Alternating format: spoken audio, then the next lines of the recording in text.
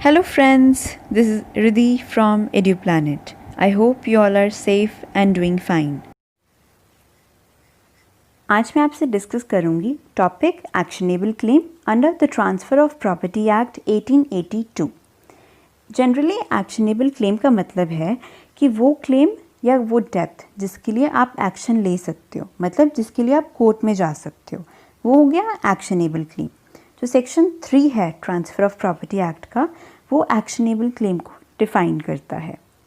According to bare act, actionable claim का मतलब है कि वो क्लेम किसी भी डेप्थ को जो सिक्योर्ड नहीं है, मतलब अनसिक्योर्ड है, उसके लिए आप एक्शन ले सकते हो, अदर देन वो डेप्थ्स जो सिक्योर्ड हैं बाय मॉर्टगेज, बाय हाइपोथिकेशन और थ्रू प्लेज। बाय हाइपोथिकेशन मतलब जिसकी जो ओनरशिप है वो लेंडर के पास लाइक करती है, बट जो उस ऑब्जेक्ट का जो उसका एक्चुअल पोजेशन है वो बोरोवर के पास ही रहता है। फॉर एग्ज़ाम्पल, एक पर्सन ने बैंक से लोन लिया, तो उसने एज अ सिक्योरिटी अपनी जो कार के डॉक्यूमेंट्स हैं वो बैंक में दे दिए, बट जो कार है वो उसने बैंक में नहीं दी। कार की जो एक्चुअल पोजेशन है वो बोरोवर के पास ही थी, मतलब उस पर्सन के पास ही थी। देन जो एक्शनेबल क्लेम है वो कुछ ऐसे बेनिफिशियल इंटरेस्ट में भी लिया जा सकता है मूवेबल प्रॉपर्टी में, जिसके पास क्लेमेंट का उसका कोई पोजीशन नहीं होता, मतलब कोई एक्चुअल या कंस्ट्रक्टिव पोजेशन नहीं होता उस सब्जेक्ट का, तो उसमें भी एक्शनेबल क्लेम लिया जा सकता है। अब जो सिविल कोर्ट्स हैं वो एक्शनेबल क्लेम के लिए कुछ अफोर्डिंग ग्राउंड्स उन्होंने रिकग्नाइज़ किए हैं कि जिनमें वो एक्शनेबल क्लेम ले सकते हैं।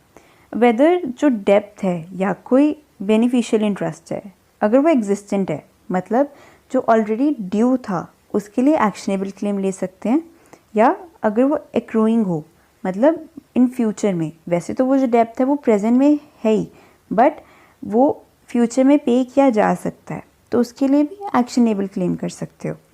Then next is conditional. Conditional में क्या होता है कि कुछ अमाउंट तक एक सर्टन मनी है, उसकी आप क्लेम कर सकते हो, बट वो पेबल है तो किसी एक कंडीशन पे, कि उस कंडीशन पे आप पे कर सकते हो, तो वो हो गया एक्शनेबल क्लेम। उसके लिए भी आप कंडीशनल डेप्थ के लिए भी आप एक्शनेबल क्लेम ले सकते हो। Then next is contingent depth.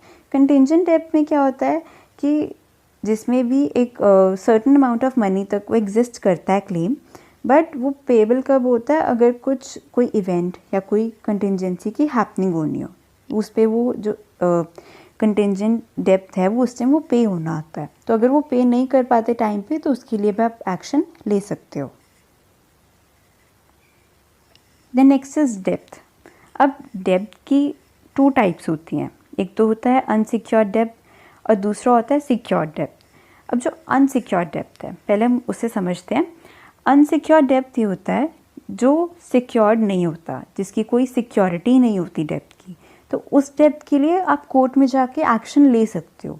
तो एक एक्शनेबल क्लेम अनसिक्योर्ड डेप्थ के लिए ही लिया जाता है।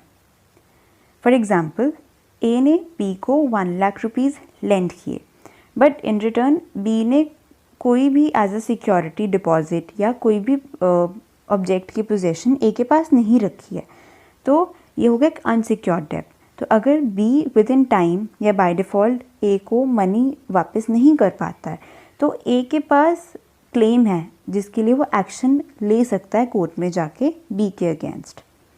The next is secured depth.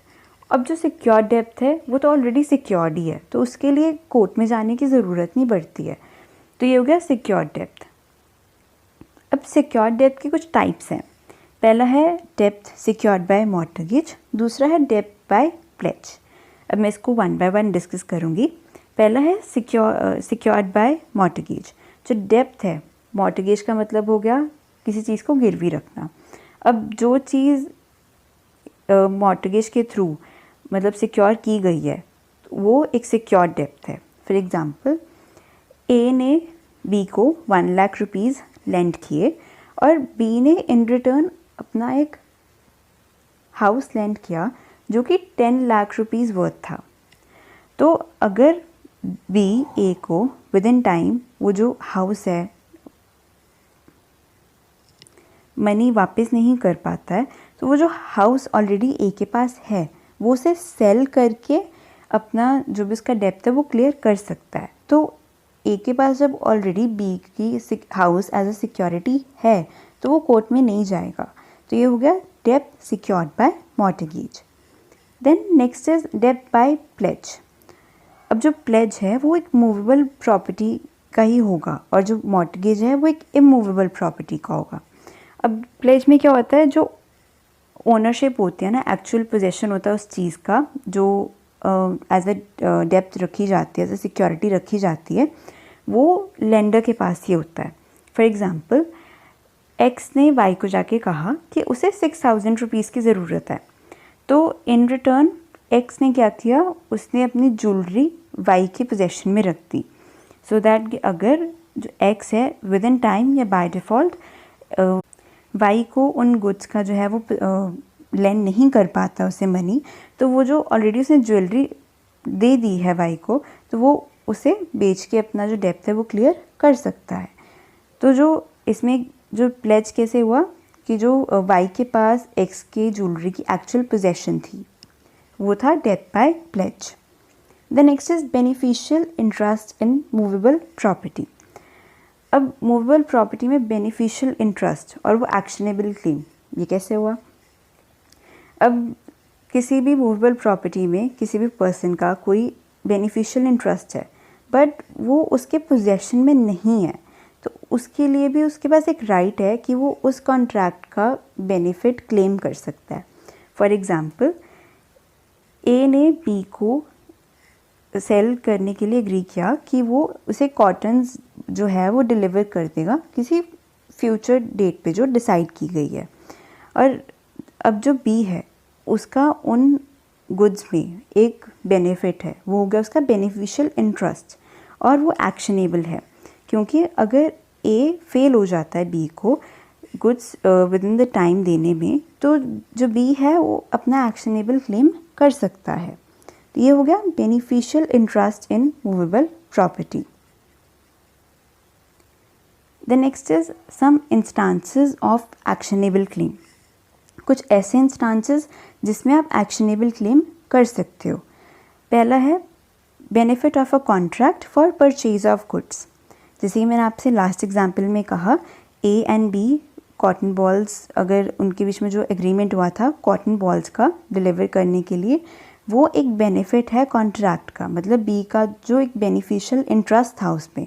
तो अगर ए नहीं कर पाता डिलीवर टाइम पे गुड्स, तो जो बी है वो अपना राइट क्लेम कर सकता है, बेनिफिट क्लेम कर सकता है ए से। Then next is claim to money under insurance policy. Insurance policy के अंडर मनी जो है वो क्लेम कर सकते हैं, तो ये भी एक एक्शनेबल क्लेम हो गया। Then share and partnership.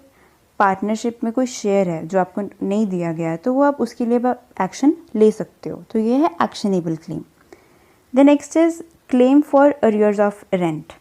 जैसे जो टेनेंट्स हैं वो अपने लैंडलॉर्ड को रेंट नहीं देते हैं या विद इन टाइम नहीं देते हैं, बिल्कुल ही नहीं देते हैं, तो जो लैंडलॉर्ड है वो कोर्ट में जाके अपना रेंट है वो क्लेम कर सकता है टेनेंट से।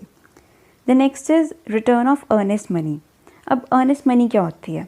अर्नेस्ट मनी वो मनी है जब आप कोई चीज़ बाय करते हो और उसके लिए आप एज ए सिक्योरिटी कोई मनी रखते हो या मतलब कुछ एज ए सिक्योरिटी डिपॉजिट करते हो, तो अगर उस ऑब्जेक्ट में जो आपको बाय करना है उसमें कुछ डिफेक्ट है या वो ख़राब हो गई है वो चीज़, तो उसके लिए जो आपने अर्नेस्ट मनी एज ए जो सिक्योरिटी डिपॉजिट की थी, आप उसका रिटर्न क्लेम कर सकते हो।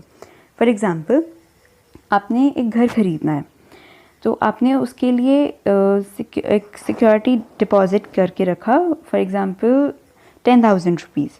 तो वो जो 10,000 रुपीज़ आपने डिपॉजिट किए हैं एज अ सिक्योरिटी, वो आपकी अर्नेस्ट मनी है। तो अगर आपको घर पसंद नहीं आया या घर में कुछ डिफेक्ट है, तो वो जो रुपीज़ हैं वो आप उससे रिटर्न कर सकते हो, तो वो आपकी अर्नेस्ट मनी है जो आप एज ए रिटर्न क्लेम कर सकते हो।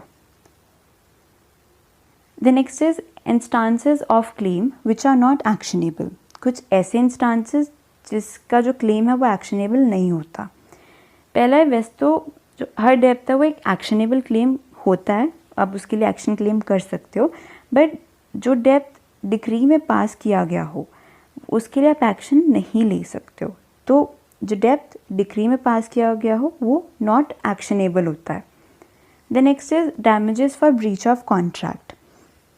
अब कोई ब्रीच ऑफ कॉन्ट्रैक्ट हुआ, जो उसके डैमेजेस हैं उसके पास, आपके पास राइट है कि आप उसे रिकवर कर सकते हो, बट आप उसके लिए एक्शन नहीं ले सकते, क्योंकि जब कॉन्ट्रैक्ट बना तो उसमें कुछ कंडीशंस भी होंगी कि अगर कॉन्ट्रैक्ट ब्रीच हुआ तो कैसे उसके डैमेजेस रिकवर किए जाएंगे। तो अब वैसे उस तरह से आप उसे डैमेजेस को रिकवर कर सकते हो, बट आप एक्शन नहीं ले सकते हो। The next is claim to mesne profits. Mesne profits वो प्रॉफिट्स होते हैं जिसमें कोई दूसरा पर्सन किसी और पर्सन की प्रॉपर्टी या किसी और पर्सन के ऑब्जेक्ट में से मतलब इंटरेस्ट गेन कर रहा है, तो उसके लिए भी आप एक्शन नहीं ले सकते हो। Then last is copyright.